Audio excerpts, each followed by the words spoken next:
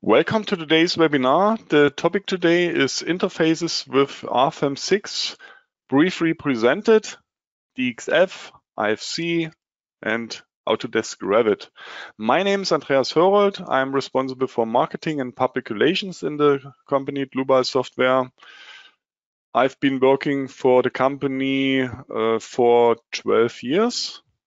And I'm responsible, for example, for the website, the German and English webinars, customer projects, and so on. I will be the moderator today and answer your questions together with Paul, and Lucas will do the presentation, but they can introduce themselves. Yes, hello also from my side. My name is Lucas. I'm hired here as customer support and product engineer at Dlubal. I'm working for Dlubal for 11 years now and have the focus on the interfaces and also on the steel design. Paul? Hello, I'm Paul. I'm working as student at Dlubal and support the product development in the area of interfaces. And we'll support Andreas today in the chat. Yeah, that's all. Okay, thank you for your introduction. Then we can switch off our webcams that the attendees can see the full screen. You can ask questions via the control panel on the right side of your screen. You can enter your question here and we will answer you. If you don't get an answer during the webinar, for example, there are too many, then you get an email afterwards. The other way is to watch the entire webinar and then email your questions to info@dlubal.com. Okay, then I hand over the screen to Lucas. Just a moment. Okay, Lucas, it's your turn. We can see your screen. Okay, thank you, Andreas. Yeah, in November, we would like to set the focus on the interfaces in terms of the webinars. Also with regards to the BIM World in Munich, where we are of course represented and where we would of course like to welcome you personally. Today I want to start with the three interfaces or interface formats to Revit and IFC and DXF files. We have, however, also planned another webinar about the Rhino Grasshopper interface and web services in general next week. And we also plan one more webinar in November related to the data exchange with Archicad. Yeah, so if you're interested in those topics, feel free to have a look at the website and sign up to those webinars. In general, the goal is to give you an overview about the actual situation in RFem with regards to the interfaces, of course. Here and there, I also want to give you some hints related to future developments, knowing full well that we are still lacking many features related to RFem 5. Anyway, I think it's good to share the actual state of the development. So yeah, I would like to start with Revit. And before we have a closer look to the objects that we can transfer, I want to give you some general information. Currently, we have an interface to Revit 2022. We are working also on the interface to Revit 2023 right now. We plan to release it in December this year. Both versions are released or will be released as so-called work in progress versions. That means we haven't fully developed all the features that we want to have. I mean, the development never stops, of course, but for the first major release, anyway, the most important function is already working, the export from Revit to RFem. So this is what we want to share with you already in advance, also because of customer requests for that. Then the interface itself is still a direct interface based on the web services. So Revit and RFem still needs to be installed on the same PC, similar to what we have had in the past. The installation is a bit different now. It's a manual installation of the plugin. So you need to install Revit and Rfem, and afterwards you can navigate to the folder shown here in the picture and simply run the setup exe, and this will install the plugin in Revit, yeah, the Dlubal plugin in Revit. Currently, the transfer or the link requires a so-called web service license. In future, however, it will be freely available. Yeah, we want to make it free available so that you do not require such a license. Right now, as I said, it's still the case. So in case you want to test or you want to use the Revit interface, get in contact with us. We will assign you a free license for that. And one last information, before you try to use the interface, please have a look at the program options in Rfem 6. The last option is to start the server automatically with the application. This option basically activates the web services, which again you need to have active for the data transfer. So far regarding the general information, let's have a look at the Dlubal relevant static objects or Dlubal relevant objects in Revit. So the objects in that list can be transferred from Revit to Rfem. I will just name some of them: walls, slabs, girders, columns, struts, beam systems, openings, and so on. I think you can read the list yourself. I would sum it up as all information related to the analytical model data. Yeah, so all these information can be transferred from Revit to Rfem. What we are lacking right now is the load topic. This is under development and it will also be released quite soon.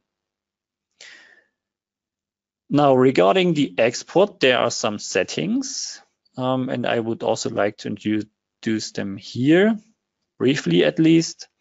We have one setting which allows you to control the Z direction in Rfem when you export from Revit to Rfem. Then we have three settings or three export type settings. You can create a new structure in Rfem, so a new file will be created. You can override the existing structure. I think this is also self-explaining. And you have a function that allows you to update the existing Rfem structure. In a theoretical example, you can think of following scenario. In the first instance, you export from Revit to Rfem, the analytical model, yeah. Then you start to modify the analytical model in Rfem. You create load cases, you apply the loads, and so on. Yeah, you simply continue with the modeling and loading. And then at some point, it could be that the Revit model gets an update. Maybe some openings will be added, columns will be moved, whatever happens, yeah, in a project. Then you can run the update of the Rfem, of your existing Rfem file. Yeah? You don't have to create a new Rfem file. You don't have to override the existing structure. You can update the Rfem file, and this will keep your inputs for loads and loading and so on. So it should save some time on your side. There is an additional option related to the member releases. When you run an update, you can override the member releases in Rfem with the information from Revit. By default, that option is, however, deactivated because we think the hinge definitions in Rfem have a higher priority simply because we support more options there. Yeah, we have all these non-linearities and so on. Revit has just simple settings for hinges. So by default, this option is deactivated, but you could also override member releases when you are running an update. Then we have additional functions related to the export of subsystems. Yeah, so you don't have to export the whole 3D model from Revit to Rfem. You can export just partial structures, yeah, maybe just the steel construction or just the concrete part or whatever. And you can do it via selections or visibilities in Revit. Now let's have a look at the right-hand side of this dialog of additional options. We have settings that allow you to create member and surface eccentricities in Rfem.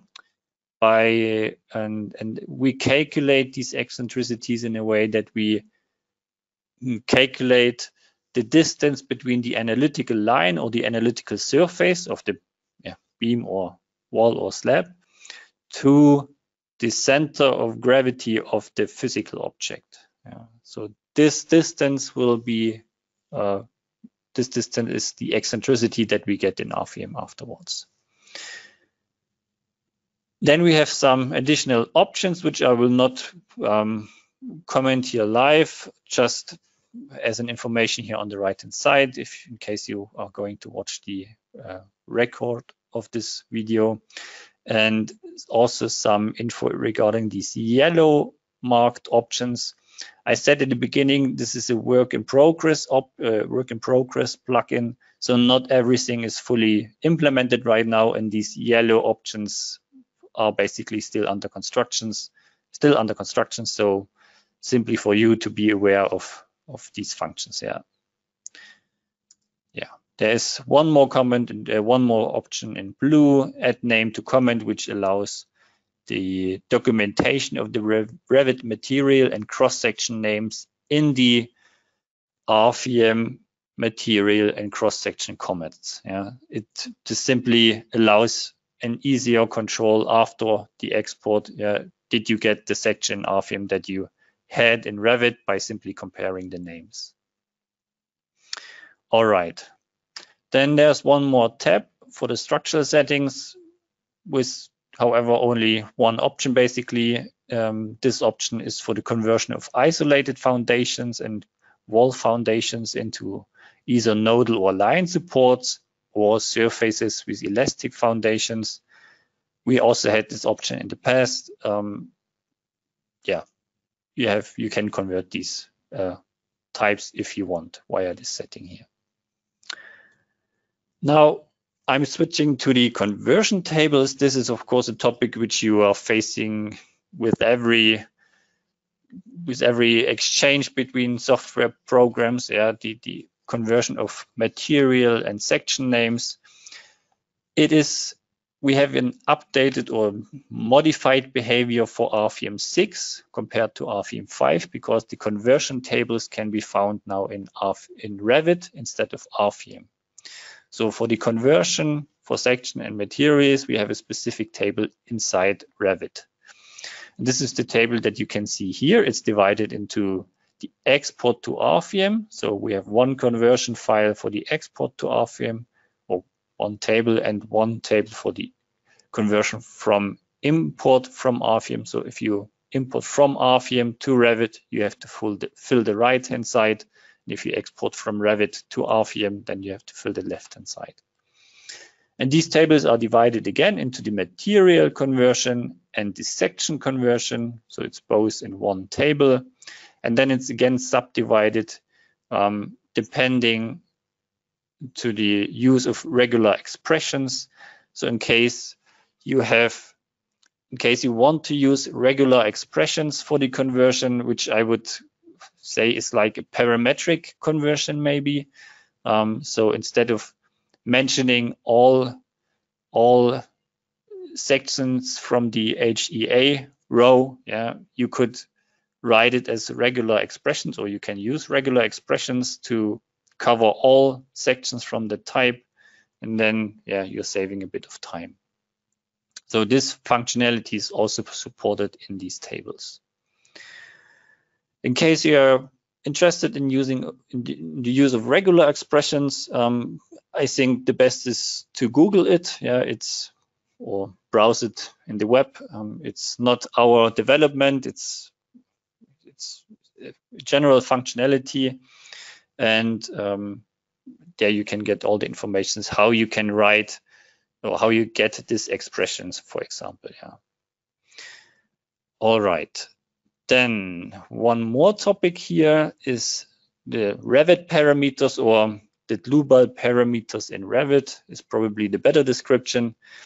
With this function, we can release or add additional parameters in the analytical properties in Revit.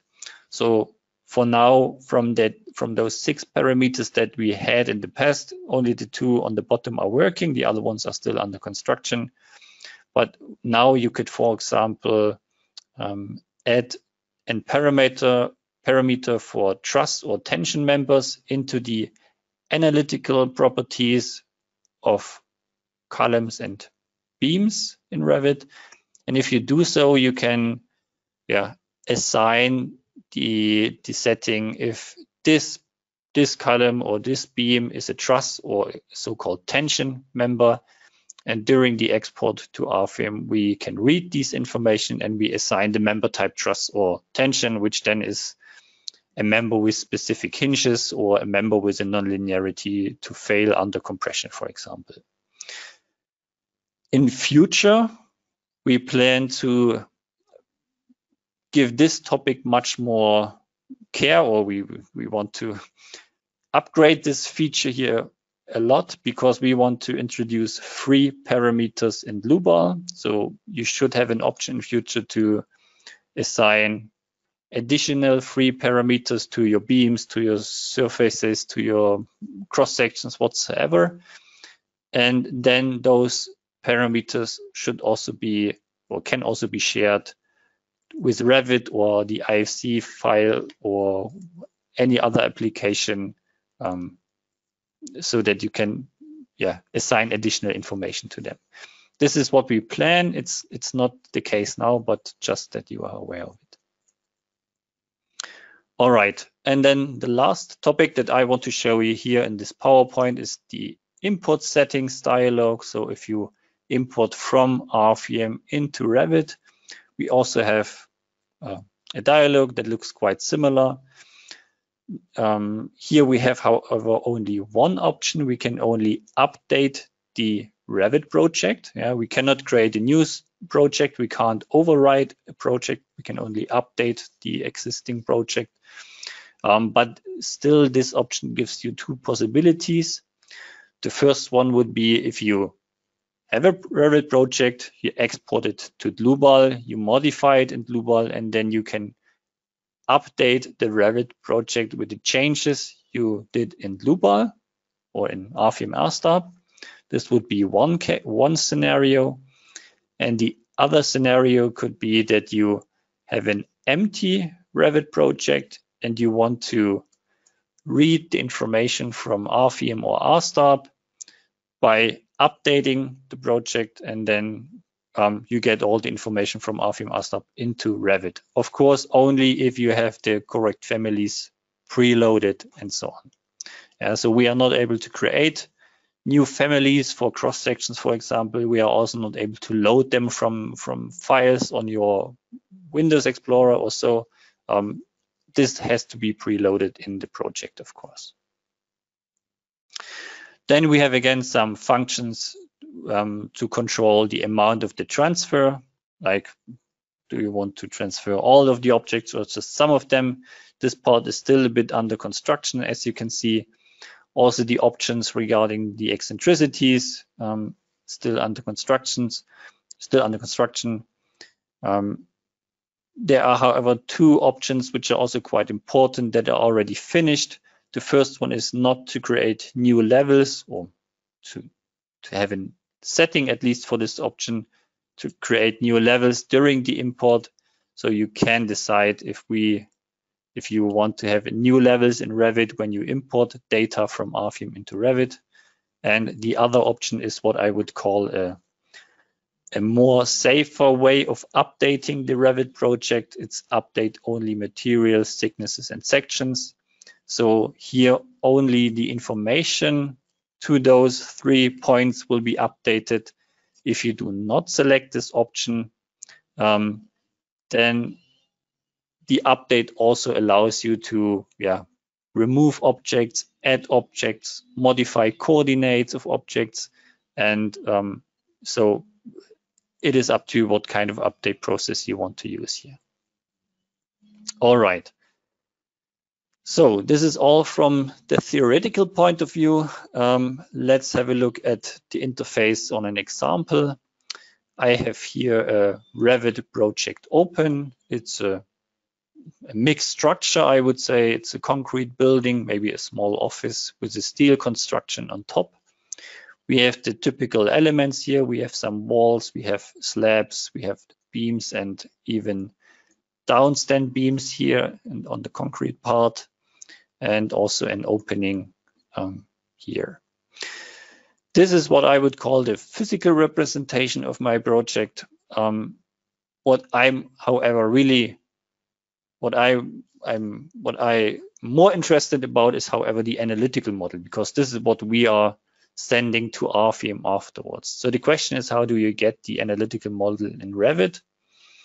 And you get it by activating a specific option. So you can select the slab or the column, and in all those, in the structural properties of these objects, you will find always the option enable analytical model.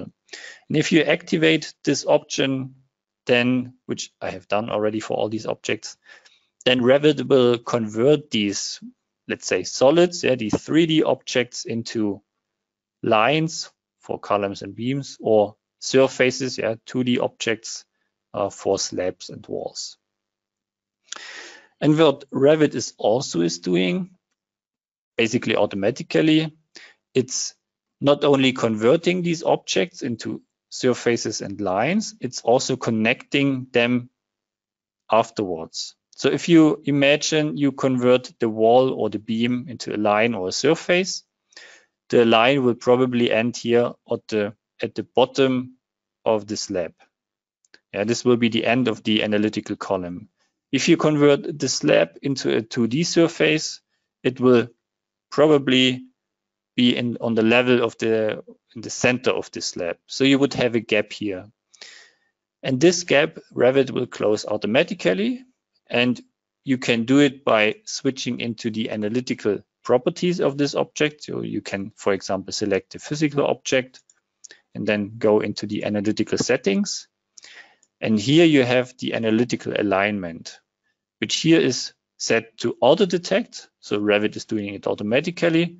But you could, for example, also select here a projection and then define maybe a level to which you want to elongate or shrink this analytical column. And all this happened here already for me.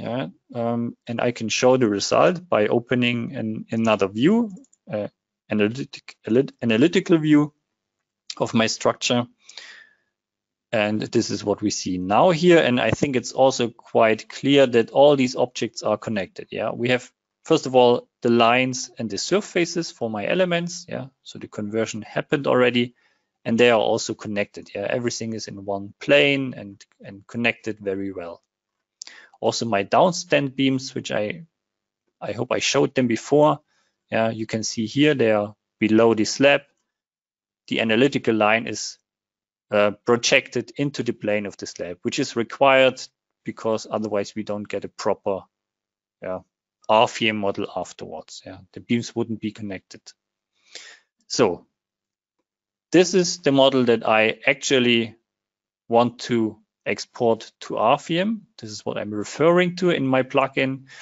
And the plugin itself, after the installation, will show up here in the menu, Rfem 6 work in progress. We have these 4 icons for the export, for the import, for the Dlubal parameters, and the conversion tables. Before I run the export from Revit to Rfem, I should at least check my conversion table. Why should I do that? Well, if I click, for example, onto one of those columns, I can see here that there is a section or a cross section, a profile called STB 200 by 200. Which is probably this rectangle section, and the structural material concrete is assigned to it. These are information or namings that Rfem is not aware of. Yeah, of course we know concrete, but not simply by naming it concrete. Yeah, we always have we have the specific names in Rfem. Yeah, and the cross sections are also named differently. So we have to take care that these names are converted properly into Rfem native namings. And this can be done in these conversion tables. Let me quickly show you how you can handle information in here. As I said, we have a table for the export to Rfem, and we have a table for the import from Rfem. Right now, I want to, let's say, add a new entry into the material conversion for the export to Rfem. To do so, I can click down on New here. Then I have to decide, is the conversion that I'm going to enter now a regular expression or not? For me, what I'm planning to do, no. And is this new conversion something, is it related to the import from Rfem or to the export? It's to the export, so I'm not activating this. Then I can say it's part of my Revit, conversion, my main Revit conversion table, and it's also connected to the material conversion. So with those information on the top here, the plugin knows that I will put information in here. If I select from Rfem, it will end up in here. If it is regular expression, then it's moving a bit down to regular expression. So with these settings on the top, you control where the information you enter in here will end up. What you can do here now is you type in the Revit material name, and here you would then enter the Dlubal material name. Yeah, just theoretically. And then you press save, and it shows up in the table where you want to have it. All right, I did it already for my structure here. I have here my concrete, and I want to have it as C3037 in Rfem afterwards. This is the conversion that will happen. For the steel construction on top, I have here this metal construction steel S235, which will be converted into this material. And the same I did for the cross sections. Here I used, however, these regular expressions, as you probably can see. Yeah, I'm not naming every HEA section in my list. I use these regular expressions to basically parameterize the conversion. All right, so this is set up correctly in here, so I can run my export. Therefore, I'm clicking on my export model icon. I can decide in which direction my Rfem structure should show up. Yeah, right now it's empty, as you can see. I want to create a new structure, and I also want to apply member eccentricities. The eccentricities are relevant for the downstand beams in my structure here. Additionally, I want to convert my isolated foundations and wall foundations into nodal and line supports. And now I can run the export. So what's happening now is basically that Revit with its API is communicating with the API of Dlubal, the web services, and it's transferring the data directly into Rfem. And it should be finished in a couple of seconds. Yeah, you can see here export is succeeded. We can close this window and we can switch to Rfem 6, and we can see here the model. Now again, we have the walls, we have the slabs, the columns, and so on. We can also check the materials. Yeah, we can see here C3037 and S235 according to my conversion table. Now in Rfem, we could continue. Yeah, we can now apply the loads, we can create load cases, the combinations, we can design the structure and so on. That's something I will not show today, but as a result of that process, it could be that we may have to modify the analytical model because maybe there are some beams missing, or we need to increase the sections or whatever. And this is something that could be the result of the analytical or of the design. Yeah, so let's say maybe we need some additional beams in the steel construction on top here, or maybe we need to increase the cross-section size for these concrete columns, or for a specific column, for example, from 200 by 200 to 255 by 255. So this could be an example for some modifications that can result from the design. And we are now also able to export these changes back into Revit. So I can start the process by running the import. So I can click on import model, for example. Now I can update my Revit structure with the changes made in Rfem, and yeah, related to the options, I don't need anything specific. I can simply run the process. And sometimes you may have to assign the families again, the Revit type families to the Rfem cross sections. This will not be the case in future. We will optimize this behavior so that it will also automatically assign the families if they are preloaded. Right now it's not working, so I have to do it manually here, but it's not a big deal. And then we can see after the process is finished, import succeeded, that the new beams in my steel structure are shown or showed up here. And we can also see that the cross section of this column has been modified to 250 by 250.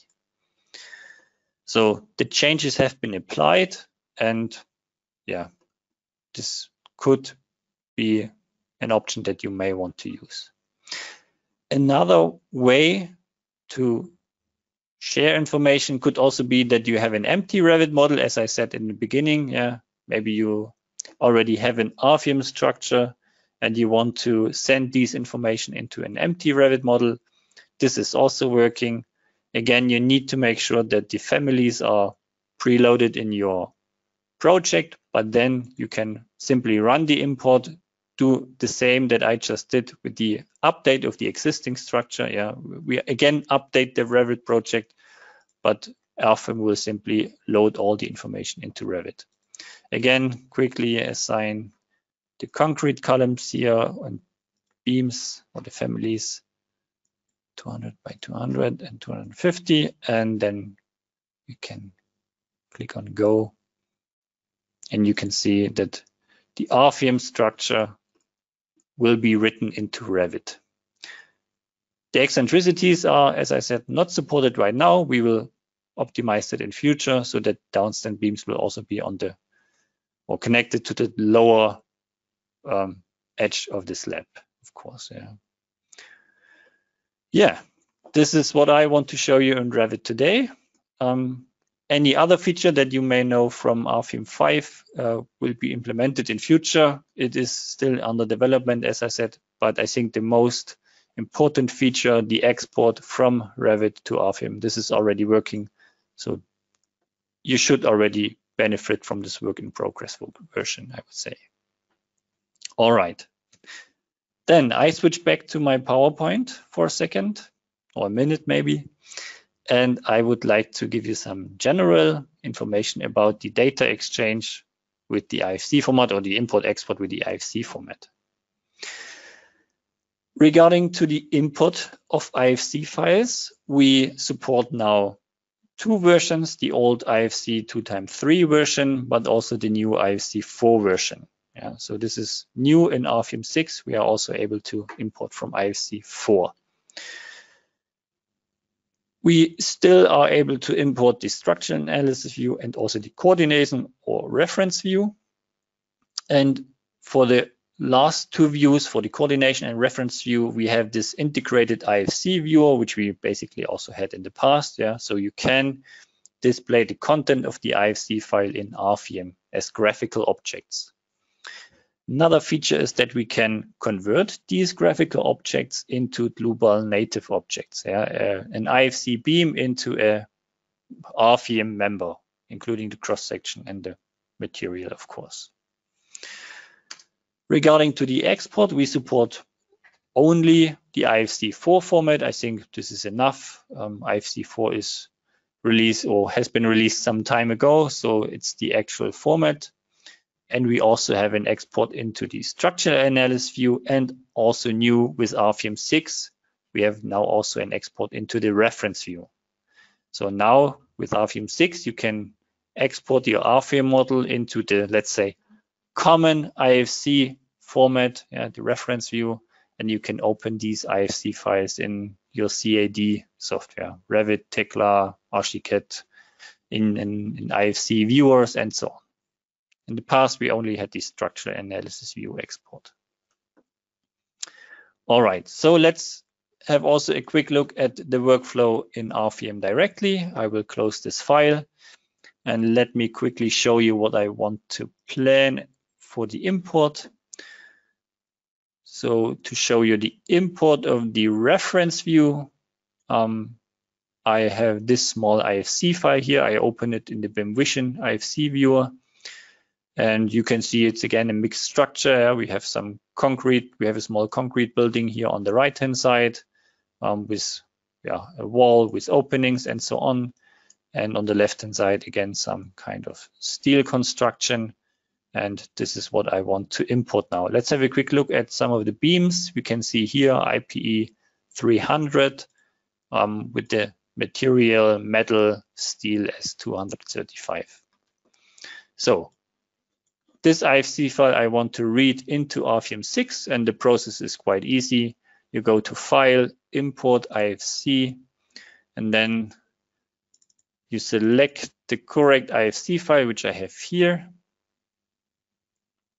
And Rfem automatically detects that it's a reference view, and because of that, it will activate this integrated IFC viewer. Additionally, I have here a small dialog with which I can change the insert point of the IFC file, and in which I can also change the rotation of the axis. Usually IFC files are created with the global Z axis up. In my case, I have here a file with the global Z axis down, so I have to mirror the Z and Y axis. Otherwise, it will end up upside down in Rfem. So here we can see the IFC, the content of the IFC file. Yeah, this is the IFC viewer, which we have here integrated. And with this viewer, I have also some additional options on the left-hand side. I can change the visibility by deactivating some of the types here. If I deactivate the IFC slab types, then I see the concrete beams inside my structure, or I can hide other stuff by simply deactivating these IFC types. Additionally, I can deactivate single objects in the top part of this navigator. I can manually deactivate some of those IFC objects, and I can also display the information from those IFC objects on the right-hand side in this so-called objects properties panel. So if I click here on my beam, I can see it's an IPE 300 beam, and the material is somewhere else mentioned down at the end here. IFC material has the content metal steel S235. So what can I do with this IFC representation here? I could, for example, use it for the manual creation of nodes or lines by using the object snap. So what we have now in Rfem 6 is we have an object snap for these IFC files. So the object snap is activated, and what you can do now is you can, for example, create new nodes between 2 points.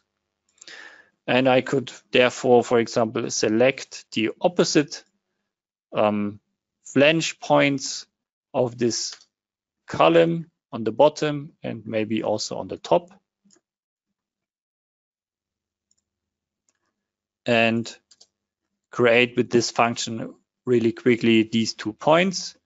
And then you can select the IFC object. You see, okay, it's an HEA 160. Then you go into your cross-section library, select the related cross-section, and manually model it.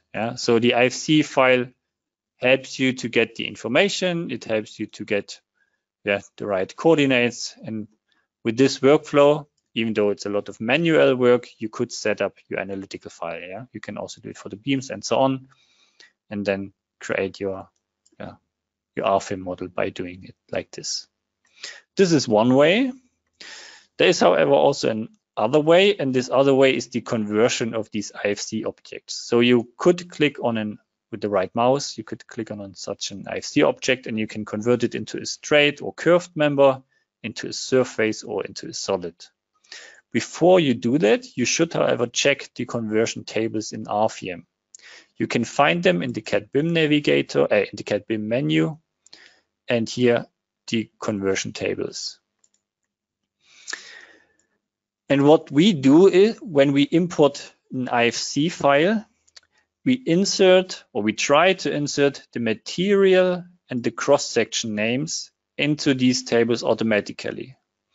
So from that IFC file, we got the information for material number 1, metal, construction steel S235, and concrete reinforced is also another material we got from this IFC file. And what you can do now is you can assign the steel first. Maybe you can assign the Dlubal materials to these IFC materials. Let's quickly do this. Concrete. We pick some random materials now, like this, and we do the same for the sections. For the HEA 160, I can go again into my library, select it, and then maybe use copy paste for similar sections. Let me quickly modify it a bit so we get a nice result afterwards.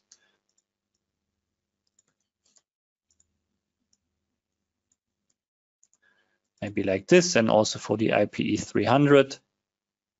I changed the filter so I can quickly see the list of IPE sections. And the same we could do now for the concrete columns and the beams, but I skipped them. I will do it only for the steel construction. All right, so with this information, I can now convert my objects properly. I can right click on them and say convert into straight member, and then I get a Rfem native object, Rfem member. I can do it. I can also use the multi-selection.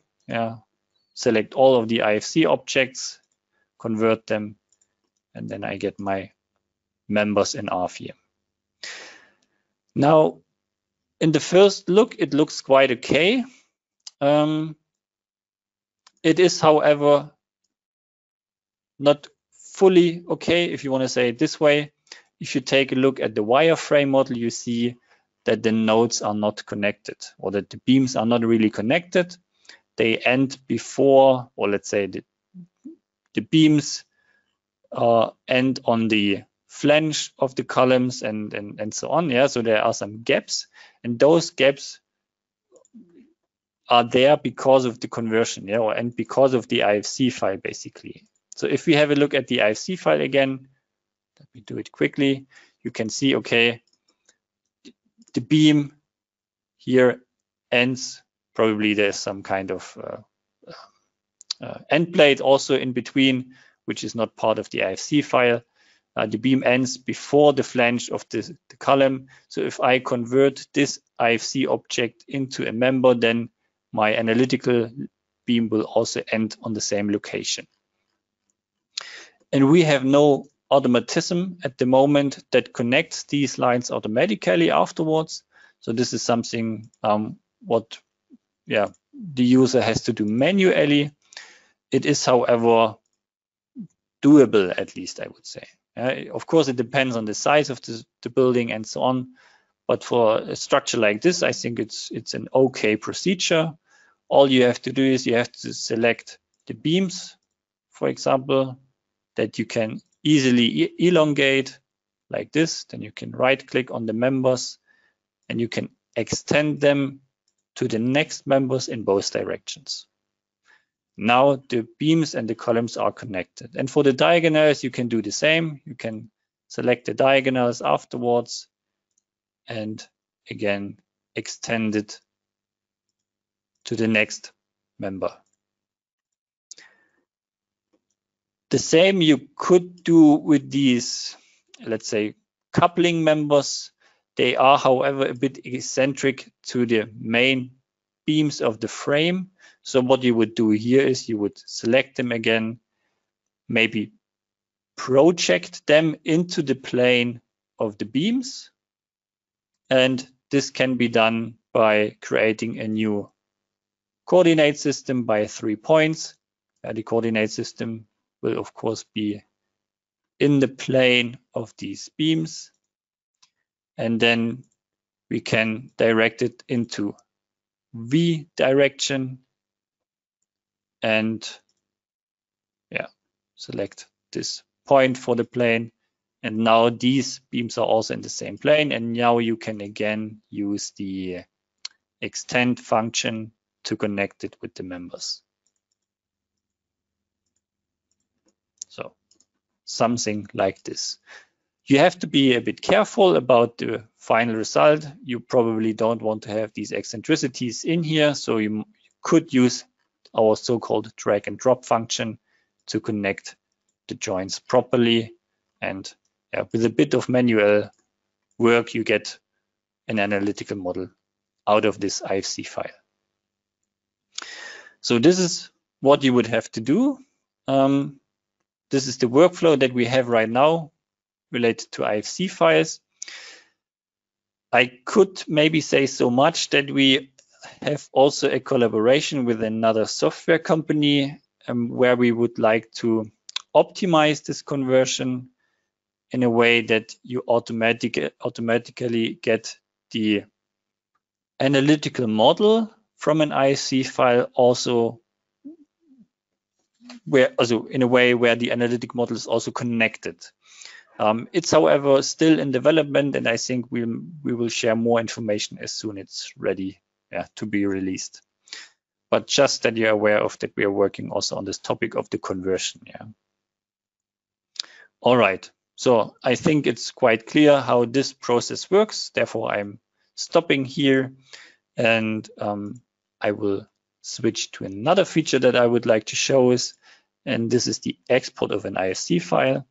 And therefore, I will open here an Rfem project that I created a while ago in a webinar related to Rhino and Grasshopper. So this is the result of Rhino and Grasshopper. And what we can do now is we can export this structure into the IFC format. And this is also quite easy. You go to File, Export, IFC. Then you most likely want to rotate it again because, at least in my case, I use global set down by default. And then you can save it somewhere, Stadion. And here you can choose what kind of IFC view you want to export it into, the structure analysis view or the reference view. The reference view is the new feature that we have with Rfem 6. So I'm saving it now.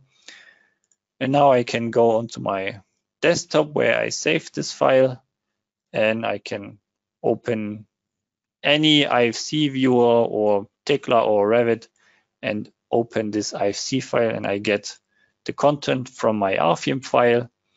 And you can also see we saved the information about the cross section inside the IFC file. We saved the information about the material.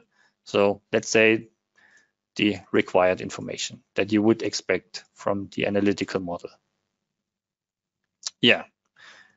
So far regarding the IFC format. And now I would switch again back to my PowerPoint to give you some general information about the DXF format. For the DXF format, we have two options. For the import, at least, we can import it directly from AutoCAD. This is one way. So we have a direct link only for AutoCAD, not for other CAD programs. Or the alternative would be that you import an DXF file. Both share the same functionalities. One of those functionalities is that you can import from specific layers. And this feature we also had in Rfem 5, but we optimized it a bit. You can select now multiple layers that you want to import. In the past, it was just one layer. We still have the option to convert lines into members, of course, only if you have the required layer description in AutoCAD or in the DXF file. So this is something I want to show later on. You can maybe see it. I'm not sure if it's big enough.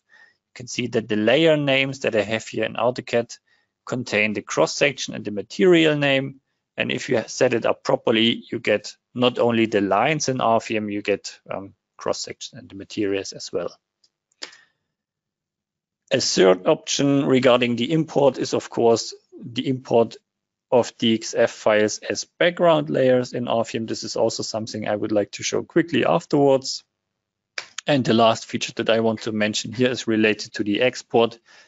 At the moment, we can export only the lines from Rfem RSTAB into the DXF format. So the lines from the, let's say, the base lines from members and the boundary lines from surfaces and solids. This is what we can export.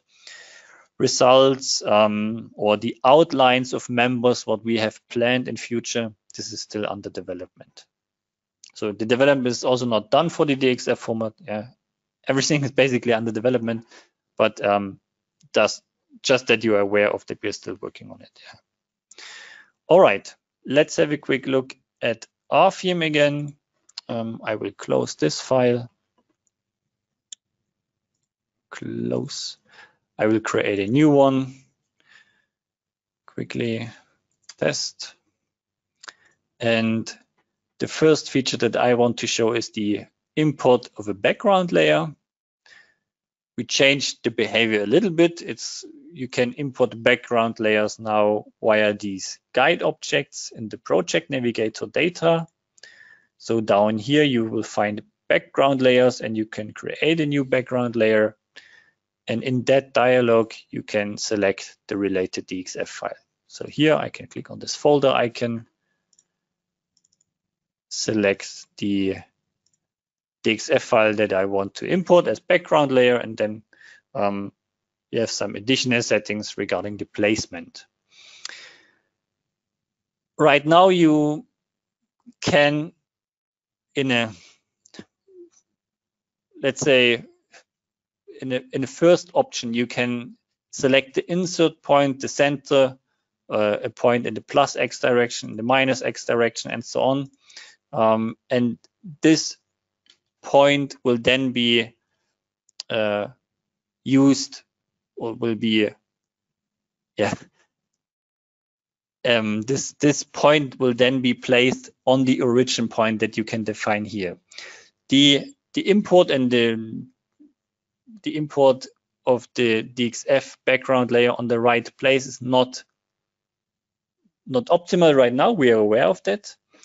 Our target is that we are able to select a point in the DXF file graphically in here, for example, in that window. So you could say, I want to have this corner node on that coordinate, and then you get it properly imported in Rfem. For now, this is what we have here. And additionally, we can define, for example, the length unit of the DXF file. We can do it automatically, but if you know it, you can also select the unit here directly. And then you have also this active functionality. So you can activate and deactivate background layers. If I do it like this, if I set it as active, it will be shown directly, but you can easily deactivate also background layers. So in case you are using multiple background layers, maybe for a multi-story building, and you have a layer for each slab, then you can show them, use them for the modeling, hide them again, and so on. You can hide and activate these layers again and again. Now, when we have these background layers here in Rfem, you can use them for the modeling and basically by using the object snap functionality. So again, it is activated here. We have the object snap activated for background layers. So now if I want to model a line or if I want to model a node, I can again refer to these nodes from the background layer. I would use, in this case, probably the same logic again that I used before for the IFC file. I would create a new node between 2 points and then simply select, well, points that will give me the or nodes in the center of gravity of this beam or column. Yeah, I think the behavior is clear. You can create your nodes or you can use the existing nodes if possible to create new nodes and beams in this file. Misclicked. So just for one column, I'm not doing it for the complete structure. This is the use of background layers. I don't think I have to explain it. I think it's quite clear. This is one way how you can import a DXF file.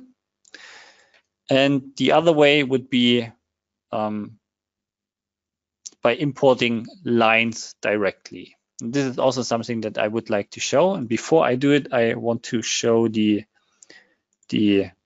content of the file here in AutoCAD directly.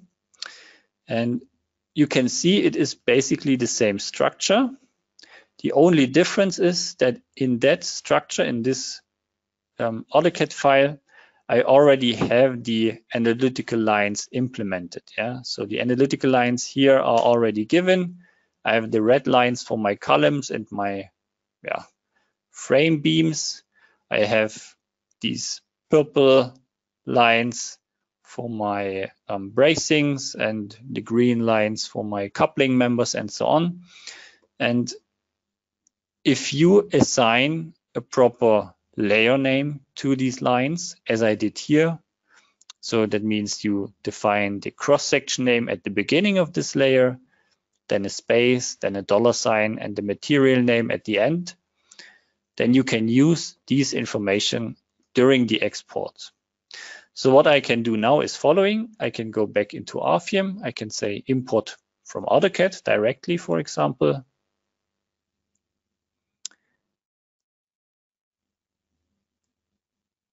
And instead of importing only the lines that we just saw, I can generate also members based on the layer description.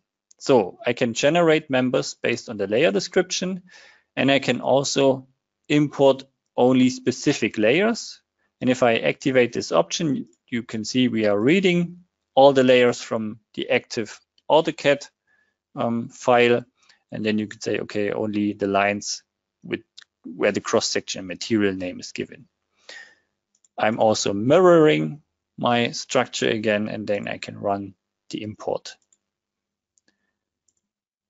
Yeah, and what we get now is, again, not only the lines, we get already the beams and the cross-sections. Of course, this procedure is not, let's say, suitable for everyone. You have to create these analytical lines first in AutoCAD. So maybe you say it doesn't matter where I create them, in Rfem, via a background layer, or in AutoCAD directly. Maybe it depends where you are quicker with the modeling. But maybe this approach is helpful for companies who have, let's say, similar structures again and again, where they maybe even save their beams and their columns in blocks, let's say, in AutoCAD blocks. And you could implement in these blocks the analytical lines of these objects. And then when you place the blocks and you build your structure up, you already have the analytical model inside, with the specific layer name and so on. So this is just something that I wanted to bring up as an idea how you could use such a feature.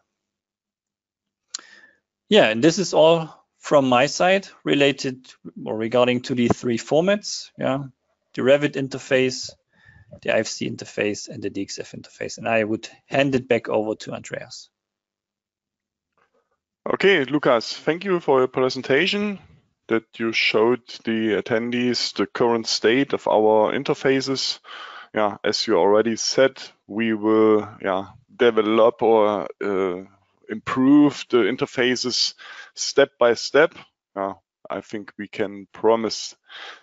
Okay, at the end of the webinar, I would like to show you where you can find the recording and the one model. On our website, dlubal.com, you can see under news and events the webinars. We record all our webinars. Yeah, that's the upcoming webinars here. And this is today's webinar.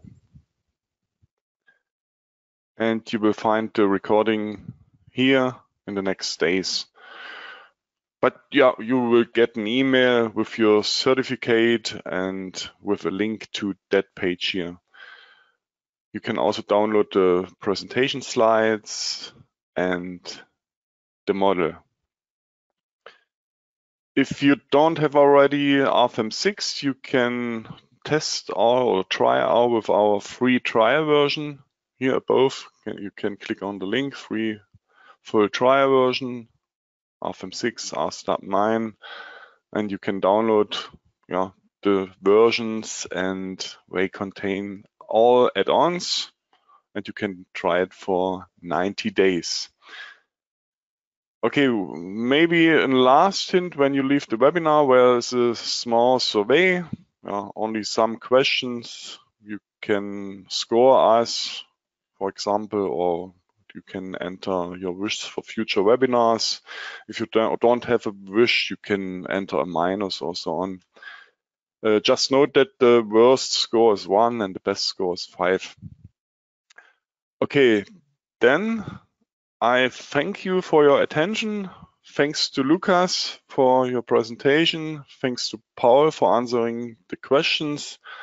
I wish all a nice rest of the day. Maybe we see or hear each other in another webinar. Bye-bye.